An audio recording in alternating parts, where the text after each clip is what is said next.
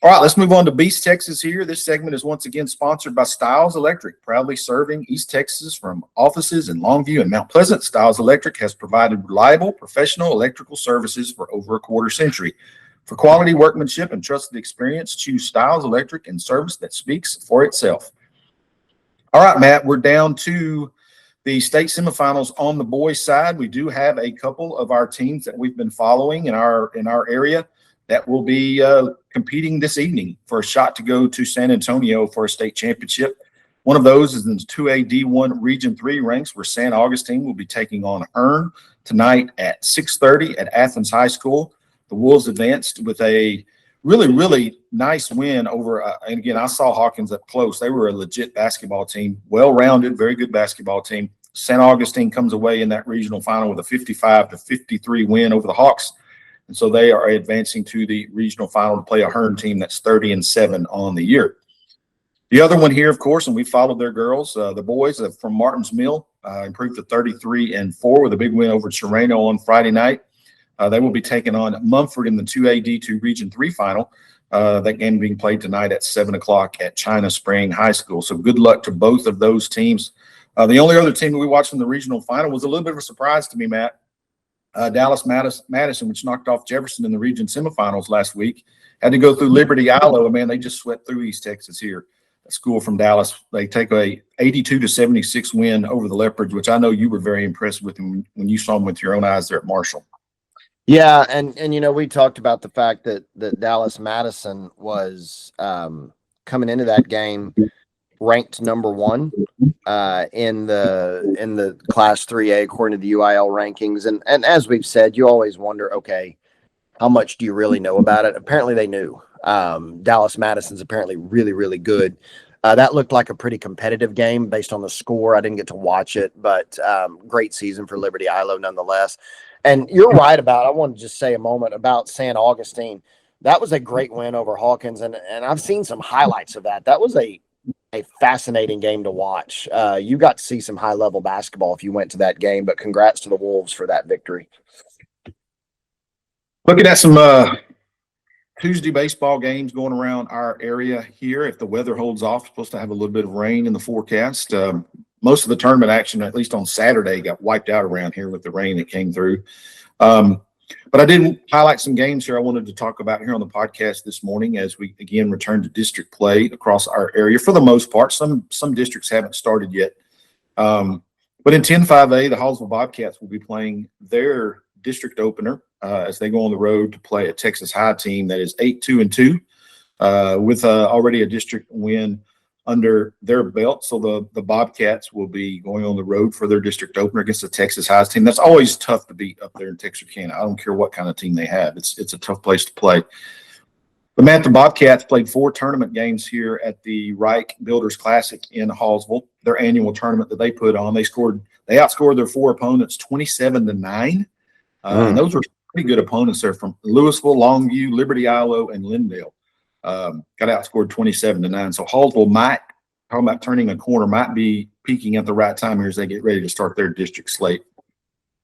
Yeah, I'm curious about that as well. And you're right about Texarkana. First game, I think the first game I ever broadcasted, first baseball game for KMHT was at Texarkana. They're always a good program. It's beautiful facilities up there, man. They've really got is college facilities up there, particularly around their high school, right, with their baseball and softball and things like that.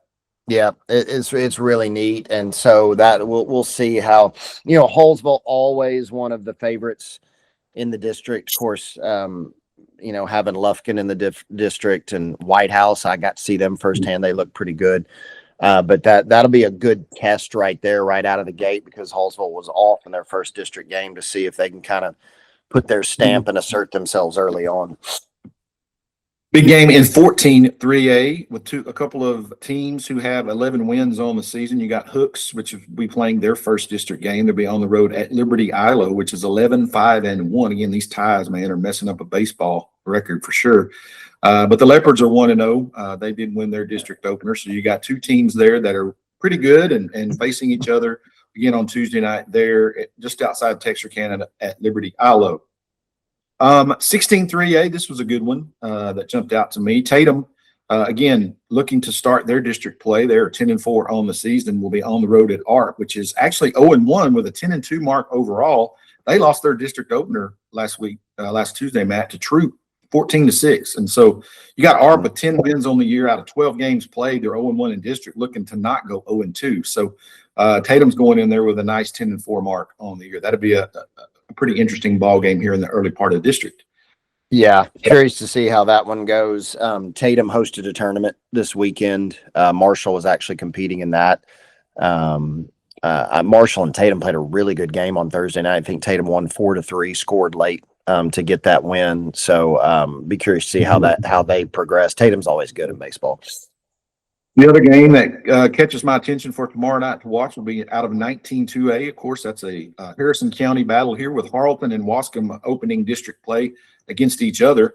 The Harleton Wildcats go into this one at the 9-3 mark in the non-district schedule, while Wascom gets them at home, but they're 3-5-1 coming out of their non-district slate. So that's always a wild one there that you'll see between those 2A Harrison County teams, Harleton, Wascom, and then EF as well, mixed into that as well. So that gets started tomorrow night for both of those clubs on the baseball field. Just give a little plug about that. Wascom did defeat Joaquin and Maud over the weekend in a tournament to kind of maybe get a little momentum going. Of course, we know Harleton, they won a state championship just a couple of years ago. So Marshall and Nacogdoches are playing tomorrow night, and the softball game's at 2:00 because both teams are on spring break. And so we're going to be able at KMHT to cover that game at 2:00. And then at 7:00, we'll have the baseball game. Brandon Smith and I will be on the call, but Tristan Lundy, who's staying busy, will be at the softball game at 2. Then he'll head out to the Wascom Harleton game to broadcast that over on the AM side Tuesday night. So we're going to have plenty of baseball and softball on for you on the Heartbeat, but love that we get to cover all those teams, and love seeing teams like Wascom, Harleton, EF, Beckville that all get to play each other. I think it's cool stuff. Softball side, some key games to watch on Tuesday. In 10-6A, the number 7 Forney Yellow Jackets, I believe, is their mascot. They come in to Longview Tuesday. Forney's actually 17-3 on the year, Matt, 2-0 in district play. The Lobos come into this game with a 9-7 overall mark. They're 0-1 in district play, looking to kind of make an early stand here in the district standings for Longview. They're coming off a really tough loss on Friday to Rockwall, in which they lost 3-2. So interesting enough, though, a top 10 team will be coming into Longview Tuesday in Forney.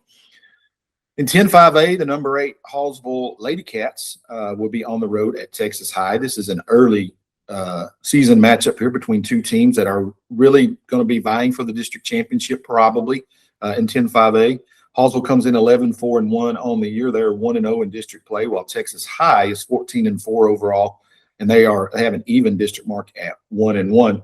Matt, the Lady Cats haven't played a game since ending their tournament on February the 28th. So they set out last week, did not play anything last week, and so they're returning back to action here with about probably a 10-day layoff. And, of course, Texas High lost their district opener last Tuesday to White House, or rather on February the 24th to White House, 13-8. And, of course, right now as they head into Tuesday action, White House and Lufkin are leading the district at 3-0. Yeah, White House and Lufkin, we've gotten to see them firsthand. Marshall's played both of them and lost 4-3 and 3-1. So this district is going to be fun to watch. I mean, Marshall, even though they lost to both White House and Lufkin on the road, kind of said, hey, you better bring your A game if you're going to play us, because we've got a very competitive squad. We know what Hallsville is, the defending state runner-up. White House and Lufkin look really good. T-High, Mount Pleasant had White House on the ropes the other night before giving up a lead in the 7th inning. So it is across the board. You better lace up those cleats and be ready to play every single night in that district.